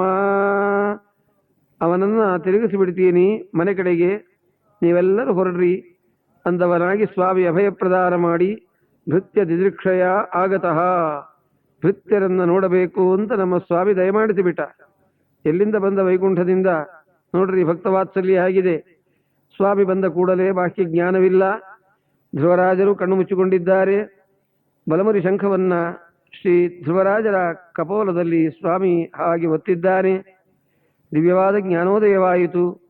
ಈ ಕಪೋಲದಲ್ಲಿ ಶಂಖವನ್ನು ಒತ್ತಿದ್ದು ಹೇಗಾಯಿತು ಅಂದರೆ, ಮಹಾಲಕ್ಷ್ಮೀ ದೇವಿಯರು ಶಂಖದಲ್ಲಿದ್ದಾರೆ. ಮಕ್ಕಳೆಲ್ಲ ದೇವತೆಗಳೆಲ್ಲರೂ ಶ್ರೀ ಧ್ರುವರಾಜರ ದೇಹದಲ್ಲಿ ಇದ್ದಾರೆ. ಅವರನ್ನೆಲ್ಲ ಎಬ್ಬಿಸುವಂತೆ ಅಮ್ಮನವರೇ ಆಜ್ಞಾ ಮಾಡಿದ್ದಾರೆ. ದಿವ್ಯ ಜ್ಞಾನೋದಯವಾಯಿತು. ಕಣ್ಣು ಬಿಟ್ಟು ನೋಡುತ್ತಾರೆ ಸ್ವಾಮಿಯನ್ನ. ಚುಂಬನ್ನಿವ, ಆಶ್ಲಿಷನ್ನಿವ, ದೃಗ್ಭ್ಯಾಂ ಪ್ರಭಿಬನ್ನಿವ. ಹಾಗೆ ಸ್ವಾಮಿಯನ್ನ ಮುದ್ದಾಡುವ ರೀತಿಯಿಂದ ನೋಡ್ತಾ ಇದ್ದಾರೆ ಧ್ರುವರಾಜರು. ಭಕ್ತಿ ಪಾರವಶ್ಯದಿಂದ ಕಣ್ಣಿನಲ್ಲಿ ಆನಂದ ಬಾಷ್ಪ ಬರೆಯುತ್ತಾ ಇದೆ. ದಿವ್ಯವಾದ ಮೈರೋಮಾಂಚವಾಗುತ್ತಾ ಇದೆ. ಇದೆಲ್ಲ ಭಗವಂತನ ಭಕ್ತರಿಗೆ ಲಕ್ಷಣ ಅಲ್ಲವೇ? ಶ್ರೀ ಧ್ರುವರಾಜರಿಗೆ ಸ್ವಾಮಿಯನ್ನ ನೋಡಿದ ಮಾತ್ರದಲ್ಲೇ ಕಂಗಳಿದ್ಯಾತಕೋ ಕಾವೇರಿ ರಂಗನ ನೋಡದ, ಕಸ್ತೂರಿ ರಂಗನ ನೋಡದ ಅಂತ ಪ್ರಥಮತಃ ದರ್ಶನ ಮಾಡಿದ ರೂಪವೇ ಪರವಾಸುದೇವ ರೂಪ. ಶ್ರೀರಂಗ ಕ್ಷೇತ್ರದಲ್ಲಿ ವಿರಾಜಮಾನನಾದ ನಮ್ಮ ಸ್ವಾಮಿಯ ದಿವ್ಯವಾದ ರೂಪ. ಆ ರೂಪವನ್ನು ನೋಡಿ ಸ್ತೋತ್ರ ಮಾಡುತ್ತಾರೆ ಶ್ರೀ ಧ್ರುವರಾಜರು. ರಾಜಾಧಿರಾಜ ಗುರು ಸಾರ್ವಭೌಮ ಗೋವಿಂದ ಗೋವಿಂದ. ಶ್ರೀ ಧ್ರುವ ಉವಾಚ ಯೋऽन्तಃ ಪ್ರವಿಶ್ಯ ಮಮ ವಾಚಮಿಮಹಂ ಪ್ರಸುಪ್ತಾಂ ಸಂಜೀವಯತಿ ಅಖಿಲ ಶಕ್ತಿ ಸರಸ್ವತಾಂನಾ ಅನ್ಯಾಂಶ್ಚ ಹಸ್ತಚರಣಶ್ರವಣತ್ವಗಾದೀನ್ ಪ್ರಾಣಾನ್ನಮೋ ಭಗವತೆ ಪುರುಷಾಯ ತುಭ್ಯಂ. ಪ್ರಭೋ, ನನ್ನ ಸರ್ವೇಂದ್ರಿಯಗಳಿಗೆ ಪ್ರೇರಕನಾದವನು ನೀನು ಸ್ವಾಮಿ ಎಂಬುದಾಗಿ ಸ್ತೋತ್ರ ಮಾಡಿ, ಯಾ ನಿವೃತ್ತಿಸ್ತನುಭೃತಾಂ ತವ ಪಾದ ಪದ್ಮಧ್ಯಾನಾತ್ ಭವಜ್ಜನ ಕಥಾಶ್ರವಣೇನ ವಾಸ್ಯಾತ್ ಸಾ ಬ್ರಹ್ಮಣಿ ಸ್ವಮಿಹಿಮನ್ಯಪಿ ನಾಥ ಮಹಾಭೂತ್ ಕಿಮು ಅಂತಕಾಸಿ ಲುಲಿತಾತ್ ಪತತಾಂ ವಿಮಾನಾತ್. ನಿನ್ನ ಗುಣಗಳನ್ನು ಗಾನ ಮಾಡುತ್ತಾ ಇದ್ದಾಗ ಭಕ್ತರಿಗೆ ಏನು ಆನಂದವಾಗುತ್ತದೋ ಆ ಆನಂದಕ್ಕೆ ಸಮಾನವಾದ ಆನಂದ ಯಾವುದೂ ಇಲ್ಲ ದೇವ. ತವ ಕಥಾಮೃತಂ ತಪ್ತ ಜೀವನಂ ಕವಿಭಿರೀಡಿತಂ ಕಲ್ಮಷಾಪಹಂ ಶ್ರವಣ ಮಂಗಳಂ ಶ್ರೀಮದಾತತಂ ಭುವಿ ಗೃಣಂತಿ ತೇ ಭೂರಿದಾ ಜನ. ಗೀತಾದಲ್ಲಿ ಸ್ವಾಮಿ ಅಪ್ಪಣೆ ಮಾಡಿದರು. ಸುಖಮಾತ್ಯಂತಿಕಂ ಯತ್ತತ್ ಬುದ್ಧಿಗ್ರಾಹ್ಯಮತೀಂದ್ರಿಯಂ ವೇತ್ತಿ ಯತ್ರ ನಚೈವಾಯಂ ಸ್ಥಿತಶ್ಚಲತಿ ತತ್ವತಃ. ಸಜ್ಜನರ ಸಹವಾಸ ಕೊಡುವಂತ ಕೇಳುತ್ತಾರೆ ಶ್ರೀ ಧ್ರುವರಾಜರು. ಸ್ವಾಮಿನ್ ಭಕ್ತಿಂ ಮುಹುಃ ಪ್ರವಹತಾಂ ತ್ವಯಿ ಮೇ ಪ್ರಸಂಗಃ ಭೂಯಾದನಂತ ಮಹತಾಮಲಾಶಯನಾಂ ಯೇನಾಂಜಸೋಲ್ಬಣಮುರುವ್ಯಸನಂ ಭವಾಬ್ಧಿಂ ನೇಷ್ಯೇ ಭವದ್ಗುಣ ಕಥಾಮೃತಪಹಾರಮತ್ತಃ ತೇನ ಸ್ಮರಂತಿ ಅತಿತರಾಂ ಪ್ರಿಯಮೀಶಮಾದ್ಯಂ ಸ್ವಾಂತಂ ಪದಃ ಸುತ ಸುಹೃದ್ಗ್ರಹವಿತ್ತದಾರಾನ್ ಏತು ಅಬ್ಜನಾಭ ಭವದೀಯ ಪದಾರವಿಂದ ಸೌಗಂಧ್ಯಲುಬ್ಧಹೃದಯೇಷು ಕೃತಪ್ರಸಂಗಾಃ. ಯಾರು ನಿನ್ನನ್ನು ಸ್ಮರಣ ಮಾಡುತ್ತಾರೆ, ಸಂಸಾರವನ್ನು ಅವರು ಸ್ಮರಣ ಮಾಡೋಲ್ವೋ ದೇವ? ಯಾರು ಸಂಸಾರವನ್ನೇ ಸ್ಮರಣ ಮಾಡುತ್ತಾರೆ ಅವರು ನಿನ್ನನ್ನು ಸ್ಮರಣ ಮಾಡೋಲ್ಲ. ಈ ರೀತಿಯಾಗಿ ನಮ್ಮ ದೇವರನ್ನ ಪ್ರಾರ್ಥನೆ ಮಾಡಿದವರಾಗಿ ಹೃದಯ ಮಂಟಪದಕ್ಕೆ ಪರಮಾತ್ಮನನ್ನು ಕರೆದಿದ್ದಾರೆ ಶ್ರೀಪಾದರಾಜರು. ಆ ಧ್ರುವರಾಜರವರ ಸ್ವರೂಪ ಯಾವುದೋ ಅದೇ ಶ್ರೀಪಾದರಾಜರಾದ ಪ್ರಯುಕ್ತ ಬಾರೋ ಮನೆಗೆ ಗೋವಿಂದ. ಸಾಹಿತ್ಯಕ್ಕೆ ಹೆಚ್ಚಿಗೆ ಗಮನ ಕೊಡಬೇಕು ಇಲ್ಲಿ. ಬಾರೋ ಮನೆಗೆ ಗೋವಿಂದ. ಸ್ವಾಮಿ, ನಮ್ಮ ಮನೆಗೆ ಬಾ. ಮನೆ ಯಾವುದು? ಮನಸ್ಸೇ. ಬಂದೇನು ಮಾಡಲಿ? ನಿನ್ನಂಗ್ರಿ ಕಮಲವ ತೋರು ಎನಗೆ ಮುಕುಂದ. ನಿನ್ನ ಪಾದಾರವಿಂದವನ್ನು ನಮಗೆ ತೋರಿಸಪ್ಪ. ತೋರಿಸಿದ ಮೇಲೆ ಏನಾಗುತ್ತೆ? ಮುಕುಂದ. ಬರೇ ಬಂದು ತೋರಿಸಿಬಿಟ್ಟು ಹೊಡೋಗ್ಬೇಡ. ನಲಿದಾಡು ಮನದಲ್ಲಿ ಮಾರಪಿತ ಆನಂದ. ನಾನು ಯಾರು ಹೇಳ್ರಿ ಎಂದ ಸ್ವಾಮಿ. ನಂದನ್ನ ಕಂದ, ನಿನ್ನ ರೂಪ ಬಹಳ ಸುಂದರವಾದದ್ದು ಸ್ವಾಮಿ. ಬಂದೇನು ಮಾಡಲಿ ನೋಡೋದಯದಿಂದನ್ನ. ಪ್ರಭೋ ಶ್ರೀರಂಗ ವಿಠಲ, ನೋಡೋದಯದಿಂದನ್ನ, ಕೃಪಾದೃಷ್ಟಿಯಿಂದ ನೋಡು ಸ್ವಾಮಿ. ನೋಡಿದ ಮೇಲೆ ಕರಪದುಮ ಶಿರದಲ್ಲಿ ನೀಡೋ ಭಕ್ತ ಪ್ರಸನ್ನ. ನಿನ್ನ ಅಮೃತಹಸ್ತವನ್ನು ನಮ್ಮ ತಲೆಯ ಮೇಲೆ ಇಡು ಪ್ರಭೋ. ಎಂಥದ್ದು ನಿನ್ನ ಅಮೃತಹಸ್ತ! ಗೋಪಿಕಾಸ್ತ್ರೀಯರು ಅಂದ ಕ್ರಮದಲ್ಲಿ ವಿರಚಿತ ಭಯಂ ವೃಷ್ಣಿವರ್ಯತೆ ಶರಣಮೀಯುಷಾಂ ಸಂಸ್ಕೃತೇರ್ಭಯಾತ್ ಕರಸರೋರುಹಂ ಕಾಂತಕಾಮದಂ ಶಿರಸಿ ದೇಹಿನಃ ಶ್ರೀಕರಗ್ರಹಂ. ಇಂಥದ್ದು ದಿವ್ಯವಾದ ನಿನ್ನ ಕರಾರವಿಂದ ತಲೆಯ ಮೇಲೆ ಅಮೃತಹಸ್ತವನ್ನ ಇಟ್ಟಿ ಮುದ್ದು ಶ್ರೀ ಪ್ರಹ್ಲಾದರಾಜರಿಗೆ ಅನಿಷ್ಟಗಳೆಲ್ಲ ಪರಿಹಾರವಾಯಿತು, ನಿನ್ನ ದಿವ್ಯ ದರ್ಶನವಾಯಿತು. ಕರಪದುಮ ಶಿರದಲ್ಲಿ ನೀಡೋ ಭಕ್ತ ಪ್ರಸನ್ನ. ಹೀಗೆ ಪ್ರಾರ್ಥನೆ ಮಾಡಿ, ನೀವು ಯಾರು ಅಂದರೆ ಹೇಳದೆ, ಹೇಸಿ ವಿಷಯಗಳಲ್ಲಿ ತೊಳಲಾಡಿನ ಬಲು ಕ್ಲೇಶ ಪಡುವುದ ಬಲ್ಲಿ, ಧನ ಯುವತಿ ಸುಖಗಳ ಲೇಸ ಎಂಬುದ ಬಲ್ಲಿ, ಆಸೆ ಬಿಡಿಸಿಲ್ಲಿ ಏಸು ಜನುಮದ ದೋಷದಿಂದಲಿ ಈಸುವೆನು ಇದರೊಳಗೆ ಇಂದಿಗೆ ಮೋಸವಾಯಿತು ಆದದಾಗಲಿ. ಶ್ರೀಶ ನೀ ಕೈ ಪಿಡಿದು ನನ್ನನ್ನು ಉದ್ಧರಿಸಪ್ಪ ಸ್ವಾಮಿ. ಪ್ರಾಣಪತಿ ಹೃದಯಾಬ್ಜ ಮಂಟಪ ಸ್ಥಾನದೊಳಗೆ ಅಭಿವ್ಯಾಪ್ತ ಚಿನ್ಮಯ ಧ್ಯಾನಗೋಚರನಾಗಿ ಕಣ್ಣಿಗೆ ಕಾಣಿಸುತ್ತಾ ಶ್ರೀರಂಗ ವಿಠಲ ಅನುಗ್ರಹ ಮಾಡು ಸ್ವಾಮಿ ಅಂತ ಏನು ಪ್ರಾರ್ಥನೆ ಮಾಡಿದರು. ಆ ಪ್ರಾರ್ಥನಾ ಮಾಡಿದ ಮಹಾನುಭಾವರಾದ ಶ್ರೀ ಧ್ರುವರಾಜರೇ, ಶ್ರೀಪಾದರಾಜರೇ, ಈ ಮಹಾನುಭಾವರಾದ ಪ್ರಯುಕ್ತವಾಗಿ ಧ್ರುವರಾಜರ ಚರಿತ್ರೆಯಲ್ಲಿ ಭಕ್ತಿ ತುಂಬಿ ತುಳುಕಾಡ್ತಾ ಇದೆ ಅಪಾರವಾದ ಕ್ರಮದಲ್ಲಿ. ಇಷ್ಟಾದ ಮೇಲೆ ಸ್ವಾಮಿ ನೋಡಿದ ಧ್ರುವರಾಜರನ್ನ, ಇನ್ನೇನಾದರೂ ವರವನ್ನು ಕೇಳುತ್ತಾನೋ ಏನೋ ಮಹಾನುಭಾವ. ತಾಯಿ ಹೊಟ್ಟೆ ಒಳಗೆ, ಚಿಕ್ಕಮ್ಮನ ಹೊಟ್ಟೆ ಒಳಗೆ ಹುಟ್ಟಬೇಕು ಅಂತ ಎಲ್ಲಿ ಕೇಳುತ್ತದೋ ಮಗು, ಅದಕ್ಕೆ ಅವಕಾಶ ಕೊಡಬಾರದು ಎಂಬುದಾಗಿ ಸ್ವಾಮಿ ಹೇಳ್ತಾ ಇದ್ದಾರೆ. ವೇದಾಹಂತೆ ವ್ಯವಸಿತಂ ಹೃದಿರಾಜನ್ಯ ಬಾಲಕ ತತ್ಪ್ರಯಚ್ಛಾಪಿ ಭದ್ರಂತೆ ದುರಾಪಮಪಿ ಭೂಯಸ. ನಿನ್ನ ಮನಸ್ಸಿನಲ್ಲಿರತಕ್ಕ ವಿಷಯಗಳೆಲ್ಲ ನನಗೆ ಗೊತ್ತಾಯಿತಪ್ಪ ಧ್ರುವ. ಅದನ್ನು ನಾನು ನಿನ್ನ ಮನೋರಥವನ್ನು ಪೂರ್ಣ ಮಾಡಿದ್ದೀನಿ. 36,000 ವರ್ಷಗಳ ಕಾಲ ರಾಜ್ಯ ಪರಿಪಾಲನೆ ಮಾಡಿ 36 ಲಕ್ಷ ಯೋಜನೆ ಎತ್ತರ ಇರತಕ್ಕ ಧ್ರುವ ಮಂಡಲದಲ್ಲಿ ನೀನು ಶಾಶ್ವತವಾಗಿ ಇದ್ದು ನನ್ನ ಸೇವೆಯನ್ನು ಮಾಡಿಕೊಂಡು ಅನುಗ್ರಹಕ್ಕೆ ಪಾತ್ರನಾಗು ಎಂಬುದಾಗಿ ಅನುಗ್ರಹಿಸಿ ಅದೃಶ್ಯನಾದ. ಧ್ರುವರಾಜರು ಬರ್ತಾ ಇದ್ದಾರೆ ಎನ್ನುವ ಸಮಾಚಾರ ತಂದೆಗಳಿಗೆ ತಿಳಿಯಿತು.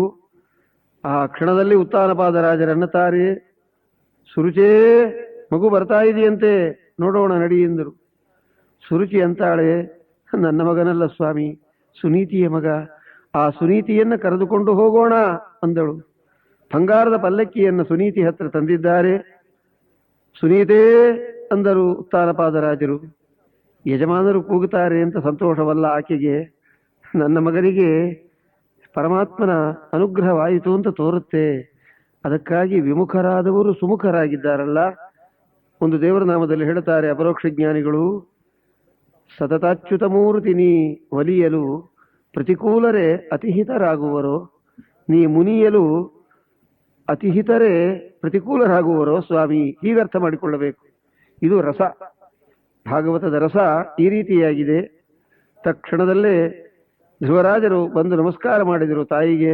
ಅಮ್ಮ, ತಪಸ್ಸಿಗೆ ಪ್ರಯಾಣ ಮಾಡಿದ್ದೆ, ನಿನ್ನ ಅನುಗ್ರಹದಿಂದ ತಪಸ್ಸನ್ನು ಮಾಡಿದ್ದಾಯಿತು ತಾಯಿ, ಈಗೇನು ಮಾಡಲಿ ಎಂದರು. ಚಿರಂಜೀವ ವತ್ಸ, ನಿಮ್ಮಮ್ಮನ ಮಗನಾಗಿ ಬಹುಕಾಲ ಬಾಳೋ ಧ್ರುವ ಎಂಬುದಾಗಿ ಆಶೀರ್ವಾದ ಮಾಡಿದ್ದಾರೆ. ಆನೆಯ ಮೇಲೆ ಕೂಡಿಸಿ ಧ್ರುವರಾಜರನ್ನ ಮೆರವಣಿಗೆ ಮಾಡಿದರು. ಕಾರಣ, ವಿಷ್ಣು ಪುರಾಣದಲ್ಲಿ ಒಂದು ಕಥೆ ಬರುತ್ತೆ. ಹಿಂದಿನ ಜನ್ಮದಲ್ಲಿ ಧ್ರುವರಾಜರು ಬ್ರಾಹ್ಮಣ ಕುಮಾರರಾಗಿದ್ದಾಗ, ಇವರ ತಂದೆಗಳು ರಾಜಪುರೋಹಿತರಾದಾಗ, ರಾಜಕುಮಾರನಿಗೆ ಆನೆಯ ಮೇಲೆ ಕೂಡಿಸಿ ಮೆರವಣಿಗೆ ಮಾಡಿದಾಗ, ನಾನೂ ರಾಜಕುಮಾರನೇ ಆಗಿದ್ದರೆ ನನ್ನನ್ನೂ ಆನೆಯ ಮೇಲೆ ಕೂಡಿಸ್ತಾ ಇದ್ರು ಅಂತ ಮನಸ್ಸಿನಲ್ಲಿ ಅಂದುಕೊಂಡು ದೇಹತ್ಯಾಗ ಮಾಡಿದ್ದಿ ಹಿಂದಿನ ಜನ್ಮದಲ್ಲಿ. ಎಂಬಾಪಿ ಸ್ಮರನ್ ಭಾವಂ ತ್ಯಜಿತ್ಯಂತೆ ಕಲೇವರಂ ತಂತಮೇವೇತಿ ಕೌಂತೆಯ ಸದಾ ತದ್ಭಾವಭಾವಿತ ಅಂತ ಹಿಂದಿನ ಜನ್ಮದಲ್ಲಿ ನಿನ್ನ ಮನೋರಥವೇನಿತ್ತೋ ಅದನ್ನ ಈಗ ನಾನು ಪೂರ್ಣ ಮಾಡಿದ್ದೀನಿ ಎಂಬುದಾಗಿ ಸ್ವಾಮಿ ಹಿಂದೆಯೇ ಹೇಳಿದ್ದರು. ಅದಕ್ಕೆ ತಕ್ಕಂತೆ ಆನೆಯ ಮೇಲೆ ಕೂಡಿಸಿ ಮೆರವಣಿಗೆ ಮಾಡಿ ಪಟ್ಟಾಭಿಷೇಕ ಮಾಡಿದ್ದಾರೆ. ಯಾರು ಬಂದು ಪರಮಮಂಗಳಕರವಾದ ಧ್ರುವರಾಜರ ಚರಿತ್ರೆಯಲ್ಲಿ ಭಕ್ತಿಯಿಂದ ಶ್ರವಣ ಮಾಡುತ್ತಾರೋ ಅವರನ್ನು ದೇವರು ಉದ್ಧಾರ ಮಾಡುತ್ತಾರೆ. ಹೀಗೆ 36,000 ವರ್ಷ ರಾಜ್ಯ ಪರಿಪಾಲನೆ ಮಾಡಿದ ಧ್ರುವರಾಜರು ಗಂಗಾ ತೀರವಾದ ಬದರಿಕಾಶ್ರಮದಲ್ಲಿ ವಾಸ ಮಾಡುತ್ತಾ ಇರಲು ದೇವಲೋಕದಿಂದ 4 ದೂತರು ಬಂದು ದಿವ್ಯವಾದ ವಿಮಾನವನ್ನು ತಂದಿದ್ದಾರೆ. ಅಪ್ಪ, 5ನೇ ವರ್ಷದಲ್ಲಿ ಯಾವ ಪರಮಾತ್ಮನನ್ನ ಸಂತೋಷಪಡಿಸಿದೆಯೋ ಧ್ರುವ, ಅವನ ದೂತರು ನಾವು ಬಂದಿದ್ದೀವಿ. ಧ್ರುವ ಮಂಡಲಕ್ಕೆ ನಿನ್ನನ್ನು ಕರ್ಕೊಂಡು ಹೋಗಬೇಕು ಅಂತ ಭಗವದಾಜ್ಞೆ ಆಗಿದೆ, ಬಾ ಅಂದಾಗ ಮಹಾನುಭಾವರಾದ ಧ್ರುವರಾಜರನ್ನುತ್ತಾರೆ, ನಮ್ಮಮ್ಮನನ್ನ ಬಿಟ್ಟು ನಾನು ಬರೋಲ್ಲ ಸ್ವಾಮಿ ಅಂದುಬಿಟ್ಟರು ಮಹಾನುಭಾವರು. ನಿನಗೇ ಇಷ್ಟು ಬುದ್ಧಿ ಇರೋ ಕಾಲಕ್ಕೆ ನಮ್ಮ ದೇವರಿಗೆ ಇನ್ನೆಷ್ಟು ಬುದ್ಧಿ ಇರಬೇಕಪ್ಪ. ಇಂಥ ಭಗವದ್ಭಕ್ತನಾದ ನಿನ್ನನ್ನ ಪಡೆದ ಮಹತಾಯಿ ಸಾಕ್ಷಾತ್ ಸುನೀತಿ ದೇವಿ, ಅವಳಿಗೆ ಯಾವ ವಿಧವಾದ ಗತಿಯನ್ನು ಕೊಡಬೇಕು ಅನ್ನೋದು ನಮ್ಮ ಸ್ವಾಮಿಗೆ ಗೊತ್ತಿದೆ. ಆದ್ದರಿಂದ ಪರಮ ಸಂತೋಷದಿಂದ ನೋಡು, ವಿಮಾನದಲ್ಲಿ ನಿಮ್ಮ ತಾಯಿ ಹೋಗ್ತಾ ಇದ್ದಾರೆ ಅಂತ ತೋರಿಸಿದಾಗ ತಾಯಿಗೆ ನಮಸ್ಕಾರ ಮಾಡಿ ಮಾತೃದೇವೋಭವ ಪಿತೃದೇವೋಭವ ಎಂಬುವ ಕ್ರಮದಿಂದ ಪರಮಾನುಗ್ರಹವನ್ನು ಮಾಡಿದ್ದಾರೆ. ನಮಸ್ಕಾರ ಮಾಡಿದರು ಧ್ರುವರಾಜರು. ತಾಯಿ ಆಶೀರ್ವಾದವಾಯಿತು. ಧ್ರುವಮಂಡಲದಲ್ಲಿ ಪಟ್ಟಾಭಿಷಿಕ್ತರಾಗಿ ಧ್ರುವರಾಜರು ಸುಖವಾಗಿದ್ದಾರೆ. ಯಾರು ಬಂದು ಮಂಗಳಕರವಾದ ಈ ಕಥಾವನ್ನ ಭಕ್ತಿಯಿಂದ ಶ್ರವಣ ಮಾಡುತ್ತಾರೋ ಅವರಿಗೆ ಪರಮಕ್ಷೇಮ ಉಂಟು ಎಂಬುದಾಗಿ ಹೇಳಿ, ಇವರ ವಂಶದಲ್ಲೇ ಅಂಗರಾಜರು, ವೇನ, ಪೃಥುಚಕ್ರವರ್ತಿ ಮೊದಲಾದವರು ಮಹನೀಯರು ಉತ್ಪನ್ನರಾಗಿದ್ದಾರೆ. ವೇನ ಪಾಪಿಯಾದ, ಅಂಗರಾಜರು ಪರಮ ಭಾಗವತೋತ್ತಮರಾಗಿದ್ದಾರೆ. ಮಕ್ಕಳಿಲ್ಲದವರಿಗೆ ಗತಿಯಿಲ್ಲ ಅಂತ ಕೆಲವರು ಹೇಳುತ್ತಾರೆ. ಮಕ್ಕಳಾಗಿರತಕ್ಕ ಸಾಮಾನ್ಯ ಅಯೋಗ್ಯ ಮಕ್ಕಳಾದರೆ ಪ್ರಯೋಜನವಿಲ್ಲ. ಕದಪತ್ಯಂ ವರಂ ಮನ್ಯೆ ಸದಪತ್ಯಾಚ್ಯುಜಾಂ ಪದಾತ್. ಯೋಗ್ಯ ಮಕ್ಕಳಿಂದ ದುಃಖವೇ ಕೆಲವು ಸಂದರ್ಭದಲ್ಲಿ. ಅಯೋಗ್ಯ ಮಕ್ಕಳಾದರೆ ಮಾತಾಪಿತೃಗಳು ವೈರಾಗ್ಯ ಭಾಗ್ಯದಿಂದ ಮನೆಗೆ ಪ್ರಯಾಣ ಮಾಡುತ್ತಾರೆ. ಕೆಲವರು ವನಕ್ಕೆ ಪ್ರಯಾಣ ಮಾಡುತ್ತಾರೆ. ಕೆಲವರು ಮನಸ್ಸಿನೊಳಗೆ ಪ್ರಯಾಣ ಮಾಡುತ್ತಾರೆ. ಬೇಡಪ್ಪ, ಸಂಸಾರದಲ್ಲಿ ಇರಬೇಕು. ಹೇಗಿರಬೇಕು? ಹೇಗೆ ಇರಬೇಕು ಸಂಸಾರದಲ್ಲಿ?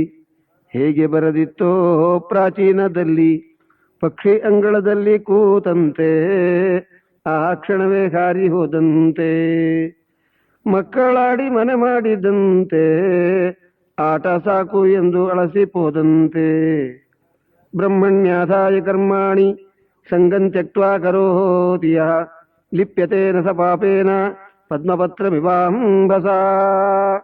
ಈ ರೀತಿಯಾಗಿ ಅಂಗರಾಜರು ಪ್ರಯಾಣ ಮಾಡಿದ್ದಾರೆ. ಪೃಥುಚಕ್ರವರ್ತಿಗಳು ಅವರ ಮೊಮ್ಮಕ್ಕಳಾಗಿದ್ದಾರೆ ಮಹಾನುಭಾವರು. ಆ ಪೃಥುಚಕ್ರವರ್ತಿಗಳು ಪರಮ ಭಾಗವತೋತ್ತಮರು. ಇವರ ವಂಶದಲ್ಲಿ ಪುರಂಜನ ಉಪಾಖ್ಯಾನಕ್ಕೆ ಕಾರಣೀಭೂತರಾದ ಪ್ರಾಚೀನ ಪರಿಹಿರಾಜರು ಅವತಾರ ಮಾಡಿದ್ದಾರೆ. ನಾರದರ ಉಪದೇಶ ಮತ್ತೆ ಮಹಾದೇವರು ಆ ಪ್ರಚೇತಸರೆಗಳಿಗೆ ದರ್ಶನವನ್ನು ಕೊಟ್ಟು ಪರಮಾನುಗ್ರಹ ಮಾಡಿದ ರುದ್ರಗೀತ, ಈ ಕ್ರಮಗಳಿಂದ ಸಜ್ಜನರನ್ನ ರಕ್ಷಣೆ ಮಾಡಿದ ಮಹಿಮಾ ಅಪಾರವಾದದ್ದು. ಮಹಾದೇವರು ಪ್ರಸನ್ನರಾಗಿ ನಮಃ ಶಿವ ಶಿವ ಶಿವ ಶಿವ ಶಿವಾರ್ಧಕೃಂತ ಶಿವಂ, ನಮೋ ಹರ ಹರ ಹರ ಹರ ಅಂತರೀಂ ಮೇ ದೃಶಂ, ನಮೋ ಭವ ಭವ ಭವ ಪ್ರಭವ ಭೂತಯೇ ಮೇ ಭವಂ, ನಮೋ ಮೃಡ ನಮೋ ನಮ ಉಮೇಶ ತುಭ್ಯಂ ನಮಃ. ಈ ಒಂದು ಕ್ರಮದಿಂದ ಮಹಾದೇವರು ಪ್ರಚೇತಸರಲ್ಲಿ ಅನುಗ್ರಹ ಮಾಡಿದ್ದಾರೆ. ಗೃಹೇಶ್ವಾ ವಿಶತಂಚಾಪಿ ಪುಂಸಾಂ ಕುಶಲಕರ್ಮಣಾಂ ಮದ್ವಾರ್ತಾಯಾತಯಾಮಾನಾಂ ನ ಬಂಧಾಯ ಗೃಹಮತಾಃ. ಸಂಸಾರದಲ್ಲಿದ್ದರೂ ಕೂಡ ಅವರಿಗೆ ಯಾವ ವಿಧವಾದ ಕ್ಲೇಶವೂ ಆಗದೇ ಇರಬೇಕಾದರೆ ಸರ್ವಕಾಲದಲ್ಲಿ ದೇವರ ಸೇವೆಯನ್ನು ಮಾಡುತ್ತಾ ಇರಬೇಕು.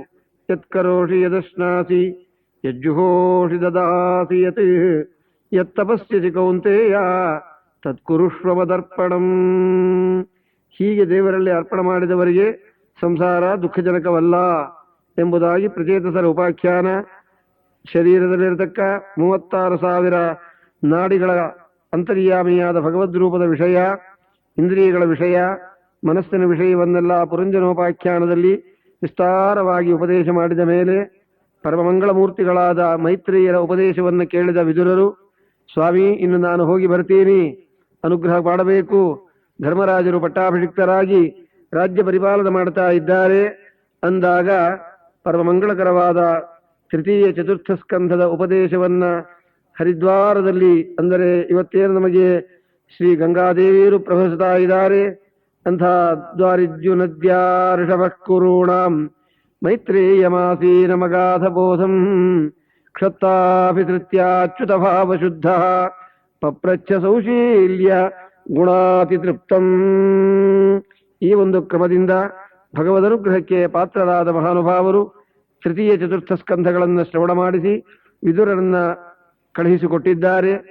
ಆ ಪರಮಾತ್ಮನ ಅನುಗ್ರಹ ಅನ್ನೋದು ವಿದುರರಲ್ಲಿ ವಿಶೇಷತಃ ಆಗಿದೆ. ತೀರ್ಥಯಾತ್ರಾ ವ್ಯಾಜದಿಂದ ಬಂದು ಈ ಭಾಗವತವನ್ನು ಶ್ರವಣ ಮಾಡಿ ಧನ್ಯರಾಗಿದ್ದಾರೆ ವಿದುರರು. ಸಾಕ್ಷಾತ್ ಶ್ರೀಕೃಷ್ಣ ಪರಮಾತ್ಮನಿಂದ ಬಂದ ದಿವ್ಯವಾದ ತತ್ವ ಇದು. ಇದಾದ ಮೇಲೆ ಉತ್ತಾನಪಾದರಾಜರ ವಂಶವನ್ನ ಇಷ್ಟೆಲ್ಲ ಹೇಳಿ ಇನ್ನು ಪ್ರಿಯವೃತರಾಜರ ವಿಷಯವನ್ನ ಹೇಳ್ತಾ ಇದ್ದಾರೆ. ಆ ಪ್ರಿಯವೃತರಾಜರು ಮಹಾನುಭಾವರು ವೈರಾಗ್ಯವನ್ನು ಮೊದಲು ಹೊಂದಿ ಅನಂತರ ಸಂಸಾರದಲ್ಲಿ ಬ್ರಹ್ಮದೇವರ ಆಜ್ಞಾನುಸಾರ ಆಸಕ್ತರಾದರು ಅಂದಾಗ ಅವರ ಕಥಾವನ್ನ ಮುಂದಿನ ಸ್ಕಂಧದಲ್ಲಿ ಪಂಚಮ ಸ್ಕಂಧದಲ್ಲಿ ವಿಸ್ತಾರವಾಗಿ ಉಪದೇಶ ಮಾಡುತ್ತಾರೆ. ಯಾರು ಬಂದು ಮಂಗಳಕರವಾದ ಈ ಚತುರ್ಥ ಸ್ಕಂಧವನ್ನ ಭಕ್ತಿಯಿಂದ ಶ್ರವಣ ಮಾಡುತ್ತಾರೋ ಅವರಿಗೆ ಸರ್ವ ರೀತಿಯಿಂದ ಕ್ಷೇಮ ಉಂಟು ಎಂಬುವ ವಿಷಯವನ್ನ ತಿಳಿಸುತ್ತಾ ಇದ್ದಾರೆ. ಯಾಕಂದರೆ ಶ್ರೀಮದ್ ಭಾಗವತದಲ್ಲಿ ಬರತಕ್ಕ ಒಂದೊಂದು ಕಥಾಗಳು ಕೂಡ ಜ್ಞಾನ, ವೈರಾಗ್ಯ, ಭಕ್ತಿ ಈ ಮೂರರನ್ನ ಅಭಿವೃದ್ಧಿ ಮಾಡುತ್ತಾ ಇದೆ. ಆದ್ದರಿಂದ ಅಪ್ರಾಕೃತನಾದ ಪರಮಾತ್ಮನ ಪಾದಾರವಿಂದದಲ್ಲಿ ಭಕ್ತಿ ಬರುವತಕ್ಕ ಕಥೆಗಳನ್ನೆಲ್ಲ ಕೇಳಿದ ಮೇಲೆ ಮನಸ್ಸು ದೃಢವಾಗಿ ದೇವರಲ್ಲಿ ನಿಲ್ಲುತ್ತದೆ. ಇದಕ್ಕಾಗಿ ದೇವರ ಕಥಾಶ್ರವಣ ಮಾಡಿ ಸರ್ವರೂ ಧನ್ಯರಾಗಬೇಕು. ಇಲ್ಲಿಗೆ ಚತುರ್ಥ ಸ್ಕಂಧ ಸಂಪೂರ್ಣವಾಯಿತು. ಕಾಯೇನ ವಾಚಾ ಮನಸೇಂದ್ರಿಯರ್ವ ಬುದ್ಧ್ಯಾತ್ಮನಃ ವಾ ಪ್ರಕೃತೆ ಸ್ವಭಾವಾತ್ ಕರೋಮಿ ಯದ್ಯತ್ ಸಕಲಂ ಪರಸ್ಮೈ ನಾರಾಯಣಃ ಏತಿ ಸಮರ್ಪಯಾಮಿ. ಶ್ರೀಕೃಷ್ಣಾರ್ಪಣಮಸ್ತು.